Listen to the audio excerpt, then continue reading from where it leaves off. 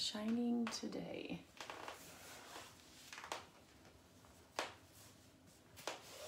Okay, I have a few minutes before I hop on a Zoom meeting call I have. So I thought I just wanted to finish distressing this piece.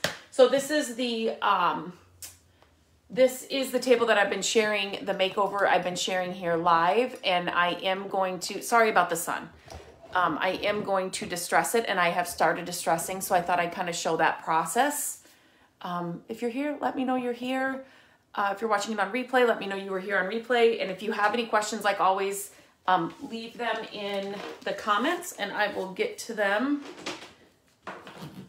So let me kind of back up a little bit. So what I did was I did 2 coats of the paint on here.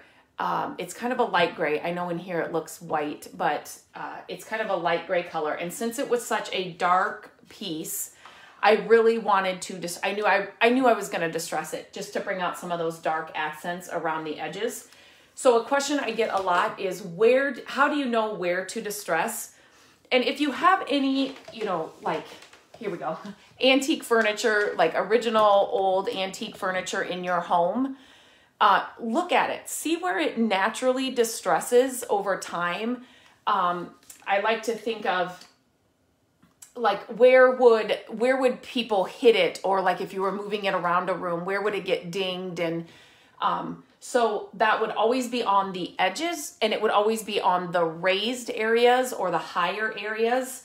And then even sometimes just worn over time, just from people touching things and just using it over time. So those are the areas you want to do it. This one has chipped on its own. This was a free cabinet we found on the side of the road. Actually, somebody called us about it on the side of the road. So it has naturally chipped, and I did scrape off all the excess on this cabinet and then sanded around the edges. The door color underneath is different than this green. So as soon as I saw this green, it had to happen. So I just kind of sanded those edges. The green popped out and then I left it. And then as far as the chipping on the doors, I just scraped the excess off with a scraper, and then I put a clear coat on it so it kind of stayed. But this kind of shows you like how pieces, naturally wear and just chip and get worn over time. And so when you're doing a piece of furniture, it's kind of the same thing. That's kind of the same look you want to get, like, over time. And some are more distressed than others. Sometimes it's a project where I just want to do the edges. This one, I knew that dark color, if you can see here, was really going to come through. So I just wanted to highlight that. So I've done most of this, but I kind of wanted to show you, I did most of it because this is so loud. So I didn't, want to be trying to yell over this to show you guys how I do this. But anything, anything that's kind of a flat, no, I shouldn't say that, because it's not just always, I want to say every piece of furniture is going to be different. Every piece of furniture is going to take paint, primer, and everything differently. So you want to work, when you are distressing, you want to work in small areas first to see how it's going to work. So I did prime this piece. I shared that. I did that here live. And then I did put on 2 coats of paint. And then this handheld sander, I linked it last time when I was sharing this sander. It's perfect for doing, especially this is just like a small little table, so it's not a huge project, but you can start with something like this just to see how it's going to take it. Like, how should I say this? How the paint's going to come off. This is a good indicator. But sometimes on these bigger areas, I don't know until I get a bigger sander out, if that makes sense. So on this, okay, let me see. I want to get it so you guys can see what I'm doing. So when there are like the curvy legs, I talked about this. If you take, I should just do it on this just to show you guys what this will do. So an orbital sander sometimes is just so rough. So I've got my Surf Prep sander here, and this is, I think, I don't know if it's a 220 sandpaper.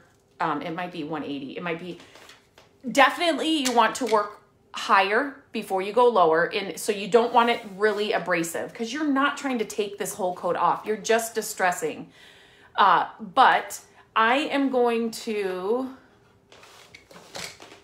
okay, let me just show you this. So I'm going to turn this on. So I'm sorry, I have to put on my shop vac so it's loud. So I've already done this, but I'm just going to, oops, got to turn it on. That would help. So I just want to, with this, I want to work fast for sure, because I don't want to sit in one area and have it pull all that paint off. So I am going to work fast, and I'm going to make sure that I pay attention or spend more time on the edges. I've already done this, so I don't want to do too much here. But like down here, this is a flat surface. And so I'm working fast, and I'm putting more of my weight, if that makes sense, like I'm putting more pressure down on this bottom edge. So you can see that, right? I don't know if you guys can see that very well. So right here, it's starting to distress there because I'm kind of putting my weight. I'm not, sorry. So I'm kind of holding this kind of at an angle, but not like all the way on its side, if that makes sense. So as you're holding it straight against the flat pieces, you just kind of have a little more emphasis on that edge that you want distressed. Does that make sense? And I've done so many pieces, especially recently. I have not distressed a piece in years, or not years, in months, in months. This one, I just knew I was going to do it. But the last, I don't even know how many pieces that I've done, I have not distressed at all. So, yep, I do that all the time, and they're all on the blog. You can see them over there. So anyway, so I'm just gonna, I just kind of wanted to show you, kind of emphasize that, but you don't, you're not like totally on the side.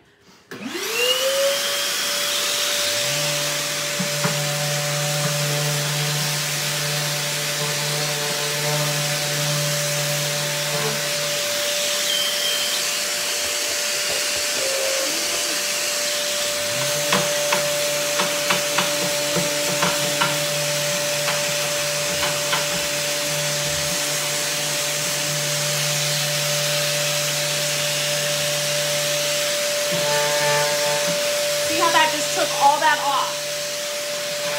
That kind of went fast. I'll do the front. Can you guys see that?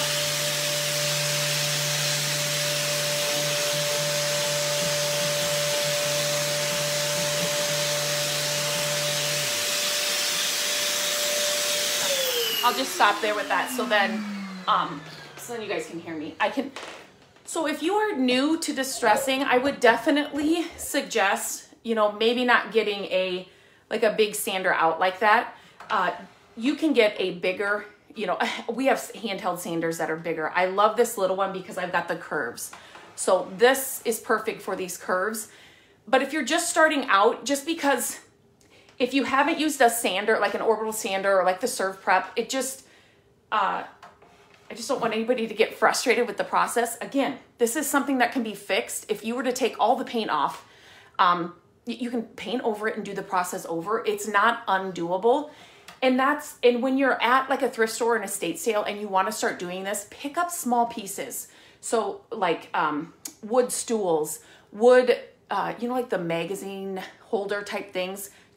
You just even have to do the outside. Don't spend a lot of money, but invest, just so that you can work with the different tools and kind of see how the paint works, see how different projects work, how different pieces work.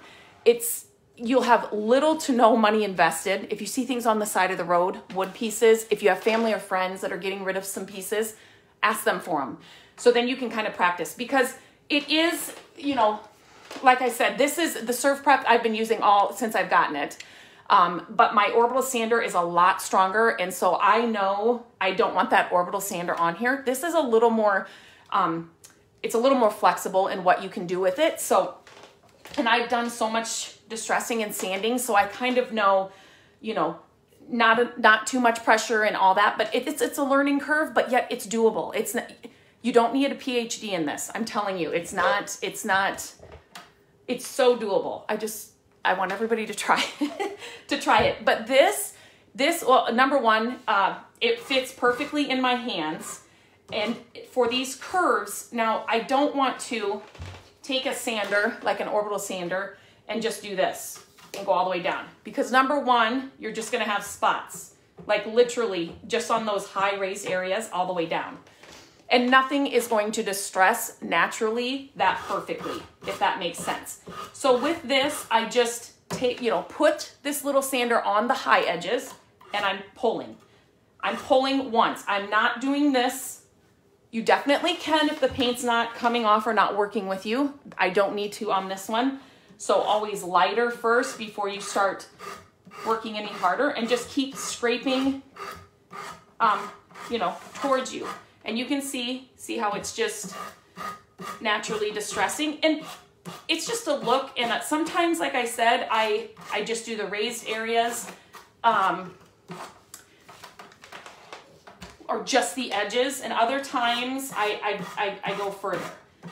But again, this process, depending on the size of your piece, it shouldn't take a ton of time. And you want to, if you're gonna use a sander, like an electrical sander, you want to work fast. Meaning you don't wanna just sit your sander in one area for too long.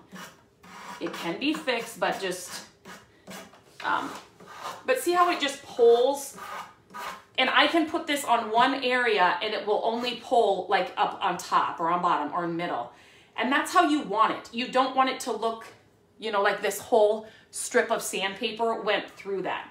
It didn't pull all the paint here. It just pulled it in certain areas. So,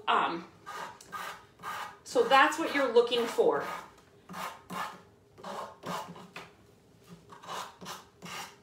And make sure you kind of go all the way around. You don't want to leave like the inside parts, not touched or perfectly painted.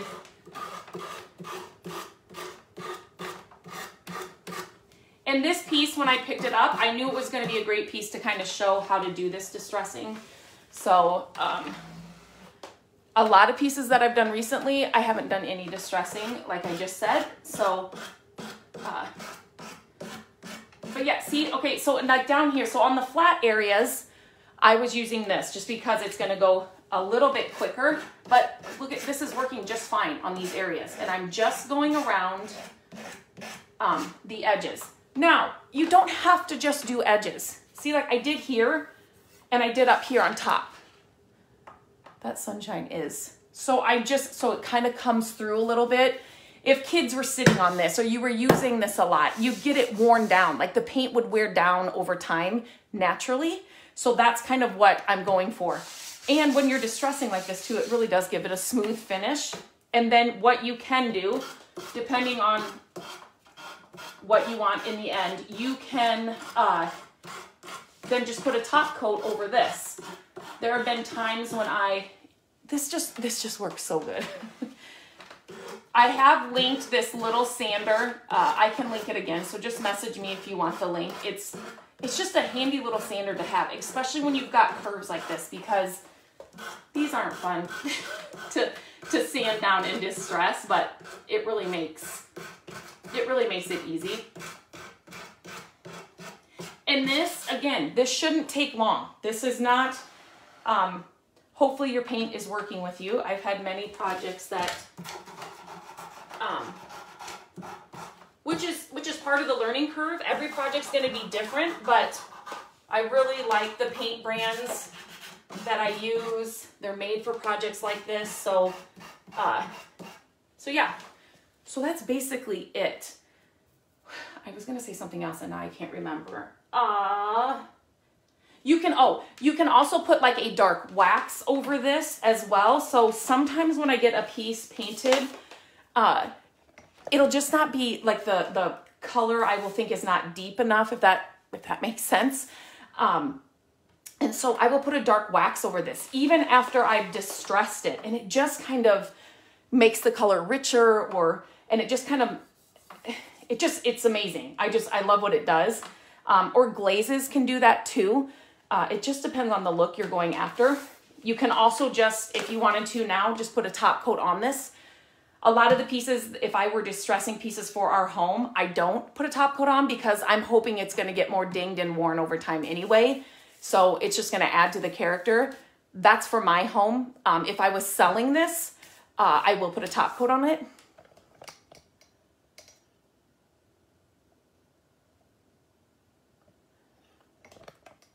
Ashley, does the sander fit any shop vac? Would you recommend it for a beginner who does not own a sander?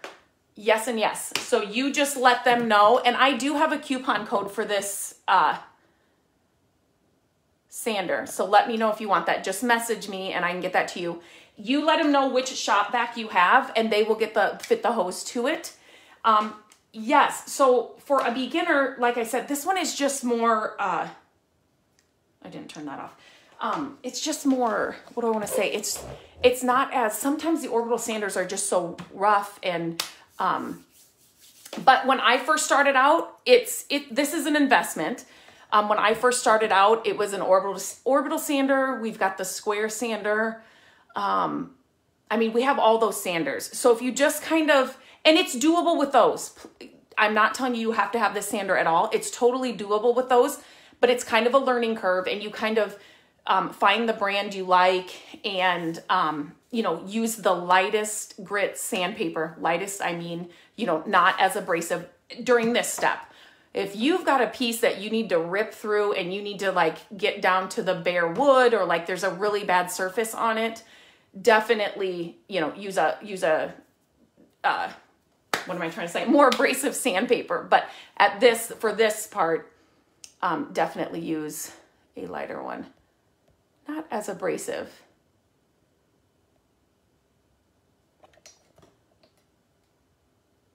Yes, so Rhonda says makes perfect sense. I love that sander. It does. There's a lot of tools that are just so big and heavy. And my favorite thing about this thing is that it hooks up to your shop vac. So then the debris and stuff is just, goes right in there. Okay, do you guys have any other questions? I just want to make sure I've got all these. Monica, totally doable. You can totally do this. Easy, easy. And just like I said, pick up smaller pieces, you know, just, you know, here and there, or if you've got family or friends, you know, that are getting rid of something, and just do one side. Try it different ways on, you know, different sides of the piece, of the dresser, of the small chest, whatever it is. And then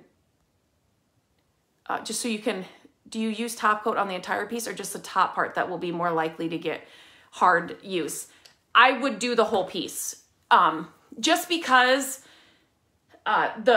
even though I always like to use, like if I'm using a clear top coat, the matte top coat, even though it's kind of matte, like the paint I use, it still's gonna look a little bit different. So I just wouldn't want the top to look totally different than the sides and the legs, if that makes sense. And the top coat will make it more durable. And then, you know, like the legs and stuff are always gonna get dinged and that kind of stuff. So it's good to put it on, the top coat on everything if you're doing a top coat. Okay, was there anything else I was going to talk about? I can't remember. I think that was everything. So this little table is done. And this is the one I've been sharing all week. Well, last week. School started, so now I feel like I'm trying to figure out my schedule and things. So, and that sunshine is coming. I'm not complaining. We all want the sunshine, but yeah, so it's all done. And you can look back, just go to my past videos, my past lives here on the page, and it'll walk you through how I prepped this piece, how I primed this piece, how I painted this piece. Prepped it, primed it, painted it. Yes, that's how I'm trying to think. Is that all I did for this piece? I did all of those live here on this page. So you can look back and see all of those, kind of the entire process of.